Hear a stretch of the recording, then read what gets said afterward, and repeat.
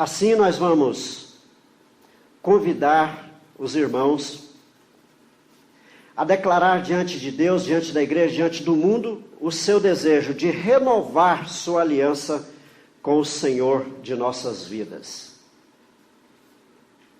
A nossa caminhada aqui neste mundo, na nossa jornada cristã, é cheia de atropelos, é cheia de problemas, cheia de dificuldades, cheia de barreiras.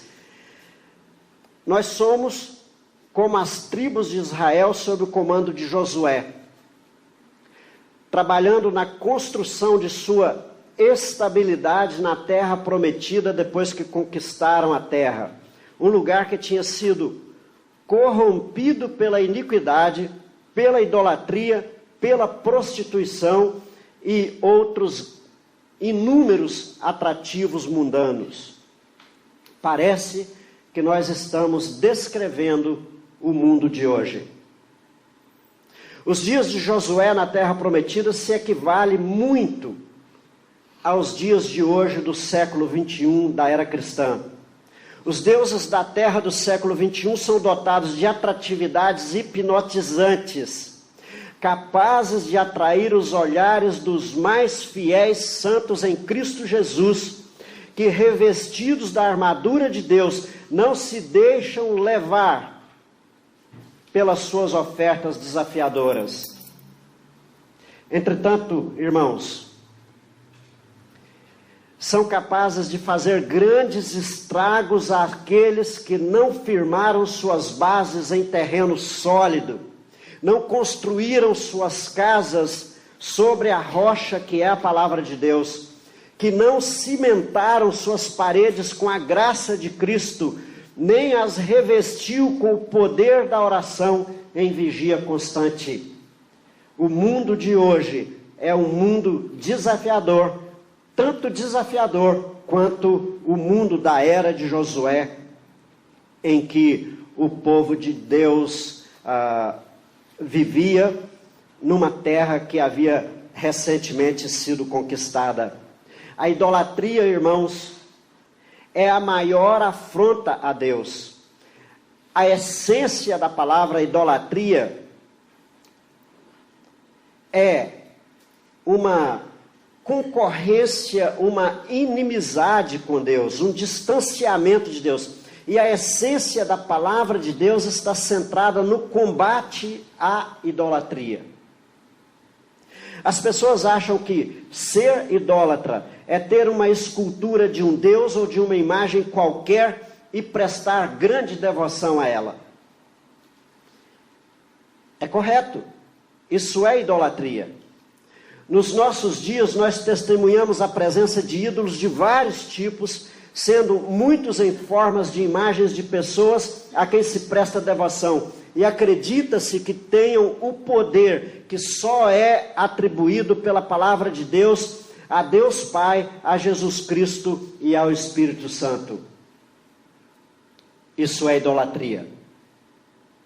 O segundo mandamento diz em Êxodo 22 que os filhos de Deus não devem fazer e nem prestar qualquer tipo de devoção a imagens esculpidas de pessoas vivas ou que já se foram, nem de seres celestiais ou qualquer outra criatura, de nada que possa receber a atenção devocional deles, ao invés de estar direcionada para o Senhor. Literalmente, o segundo mandamento diz: não farás para ti imagem de escultura, nem alguma semelhança do que há em cima nos céus, nem embaixo na terra, nem nas águas debaixo da terra. Não te encurvarás a elas, nem as servirás, porque eu, o Senhor teu Deus, sou Deus zeloso, que visito a iniquidade dos pais nos filhos, até a terceira e quarta geração daqueles que me odeiam, e faço misericórdia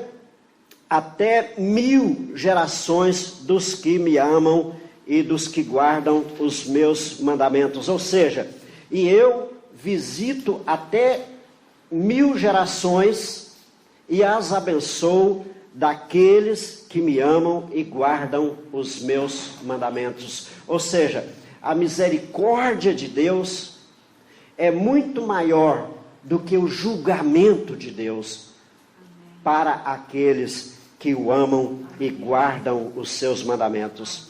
Entretanto, irmãos, o sentido verdadeiro da idolatria não é apenas prestar um culto a uma escultura, mesmo porque muitos fazem isso por ritual, sem saber muito bem o que significa. Tem muita gente que presta uma devoção a alguma coisa sem saber, na realidade, o que estão fazendo, o que isso significa. Simplesmente porque acreditam, disseram para eles que fazendo isso eles vão trazer sorte para as suas vidas. Isso é idolatria. A idolatria refere-se a onde está o Deus Todo-Poderoso, Criador do céu, da terra e da humanidade na sua vida. Onde está Deus na sua vida?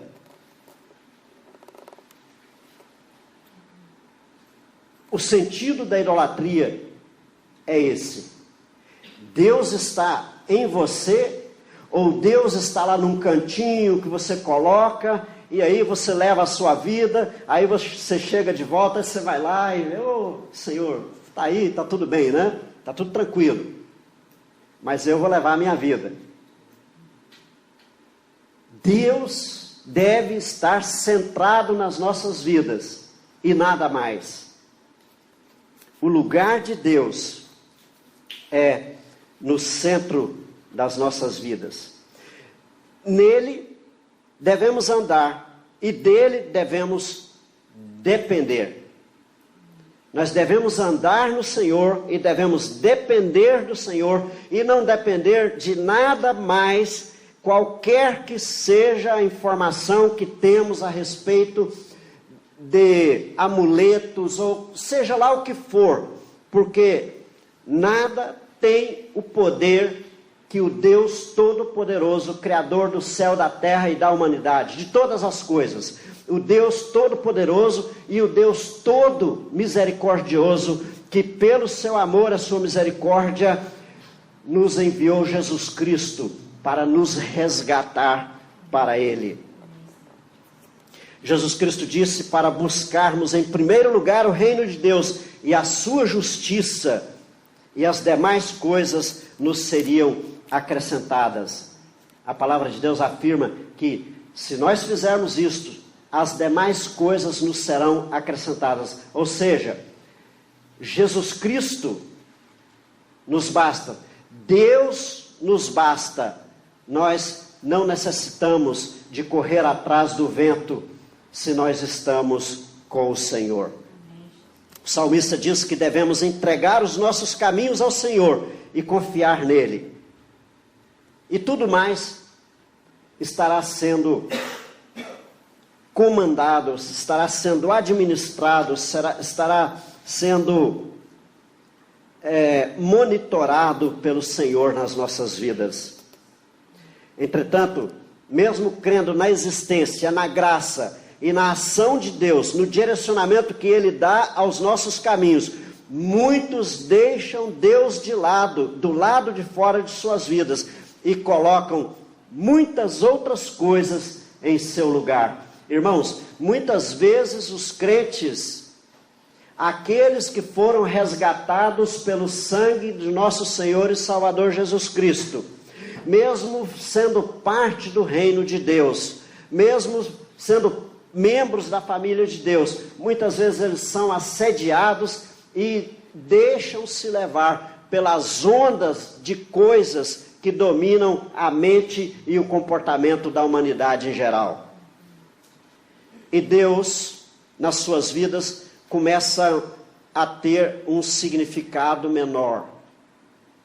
É necessário que nós nos despertemos quando nós começamos a perceber que as coisas do mundo, as coisas que chamam a atenção, que são atrativos para os nossos corações, estão começando a dividir a nossa vida com Deus.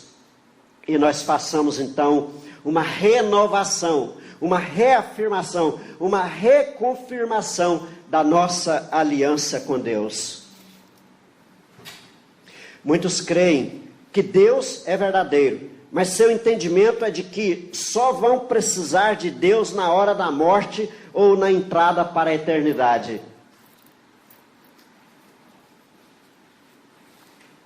Para que, quando isso acontecer, a eles não seja dado o mesmo direcionamento, o mesmo prêmio que foi dado ao rico da palavra do rico e Lázaro, ou seja, o inferno.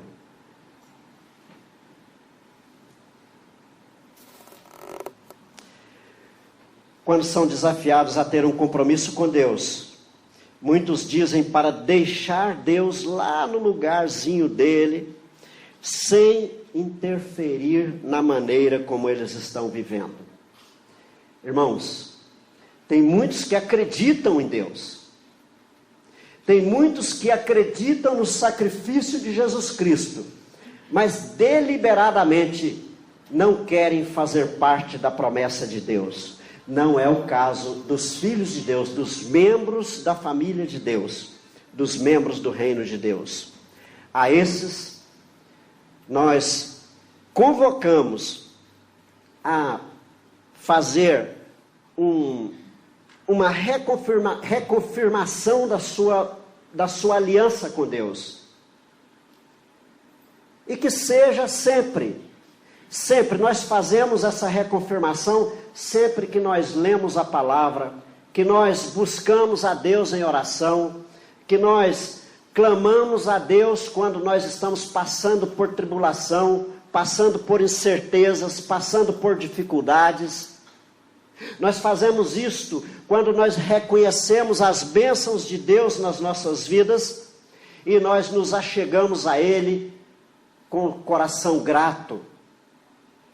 Nós estamos dizendo para o Senhor: obrigado, Senhor, porque Tu estás comigo, Tu tens sido fiel comigo nas Suas promessas.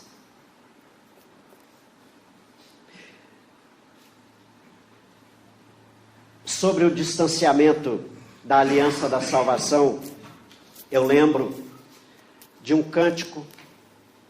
Outro dia eu estava conversando com o irmão Erivelto sobre grupo de cântico masculino, quartetos, que eu sempre gostei muito.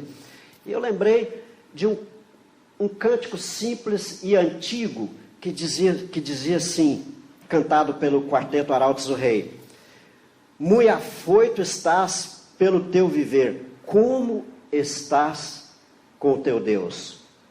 Se a morte vier hoje te levar, como estás com o teu Deus? Irmãos, nós não queremos afirmar aqui que aquele que entregou a sua vida ao Senhor Jesus Cristo, aquele que foi salvo da perdição do pecado, aquele que foi transformado e feito membro da família de Deus, que ele perderá a sua salvação em alguma circunstância. Mas é necessário que nós estejamos de bem com Deus, vivendo uma vida pura, santa, como Ele assim deseja, vivendo uma vida de devoção, como o apóstolo Paulo diz no capítulo 12 de Romanos, que nós apresentemos a nossa vida, o nosso corpo, o nosso eu, a essência do nosso ser, em sacrifício vivo, santo e agradável a Deus, através do nosso culto, o nosso culto constante, o nosso entendimento e o nosso entendimento de que Deus está constantemente conosco e que a nossa devoção deverá ser constante a Ele. Em que caminhos você está andando? A vida, eu costumo imaginar que é como uma grande rodovia que nós estamos seguindo. Mas essa rodovia tem muitas encruzilhadas. E as encruzilhadas são bifurcações iguais. E que se nós não estivermos preparados, nós não saberemos qual é a correta. Assim, é como uma ilustração do mundo, de como nós vivemos. Nós estamos na nossa caminhada e constantemente nós chegamos em lugares que há a bifurcação. Só aqueles que estão edificados, centrados na palavra de Deus, que têm a sua aliança com Deus renovada constantemente, sabe distinguir qual a saída a tomar, qual a estrada a tomar, porque está clara diante dos olhos dele. Portanto, quando nossa aliança com Deus está vivificada, estamos sempre conscientes da direção que devemos tomar na nossa rodovia da vida. Quando chegou em Canaã, Josué liderou o povo de Deus a renovar sua aliança com Deus. Depois de uma caminhada longa em que viveram tantas experiências. No final de sua missão, Josué outra vez desafiou o povo a renovar a sua aliança com Deus. As coisas da terra, seus deuses, suas riquezas, sua cultura ou suas culturas, suas mulheres, eram um grande desafio aos olhos do povo de Deus. Por isso Josué conclama-os a viver na presença de Deus e a renovarem a sua aliança com Deus. Lá no verso 14, ele diz assim: agora, pois, temei ao Senhor e o servi-o com integridade e com fidelidade. Deitai fora os deuses aos quais serviram vossos pais da além do Eufrates e no Egito, e servi ao Senhor. A palavra de Deus nos convida a temer ao Senhor. Muitas vezes as pessoas não sabem ou não entendem realmente o que significa a palavra temer a Deus, ou a expressão temer a Deus. Você sabe o que é temer a Deus? Você deve estar pensando que temer a Deus é ter medo de Deus. E Deus é motivo de medo mesmo, porque Deus é justo, Deus é justiça, e Deus odeia o pecado, odeia o erro, odeia a iniquidade, e a promessa dele àqueles que o desobedecem é de grande castigo. Portanto, se você tem medo de Deus, tenha mesmo, porque Deus prometeu um julgamento pesado àqueles que se distanciam dele. Lá em Levíticos, nós encontramos a palavra de Deus dizendo o seguinte, que maldição é viver longe da presença do Senhor. Bênção, prosperidade, proteção, direcionamento é viver na presença do Senhor. Está lá. Muitos acham que isso só se encontra nos evangelhos. Não, esse foi sempre o posicionamento de Deus com relação ao seu povo. Muitos entendem contrariamente o sentido do que é maldição, como se fosse estar sendo perseguido por coisas espirituais das trevas. Mas basta nós entendermos que onde não está Deus, Satanás atua livremente. Portanto, onde não está Deus, aqueles que por aí andam, por aí vivem sob o domínio das trevas. Aí reina a maldição, mas não na presença de Deus. E na presença de Deus, nós não precisamos ter medo de Deus, mas temer a Deus. Deus é justiça e odeia a injustiça, a impureza, o pecado, a falsidade, a hipocrisia. E portanto, se você tem medo de Deus, é porque você sabe que tudo isso desagrada a Deus, e que se Ele resolver punir você, será punição da pesada, uma grande punição. Mas o temer a Deus não é ter medo de Deus, é reconhecê-lo na sua integridade, na integridade de seu ser, na sua totalidade como Criador, como o Deus Todo-Poderoso, acima de tudo, que Ele também é misericordioso, que Ele é o Deus da nossa salvação. O temer a Deus é reconhecê-lo como Deus Todo-Poderoso, como Deus misericordioso.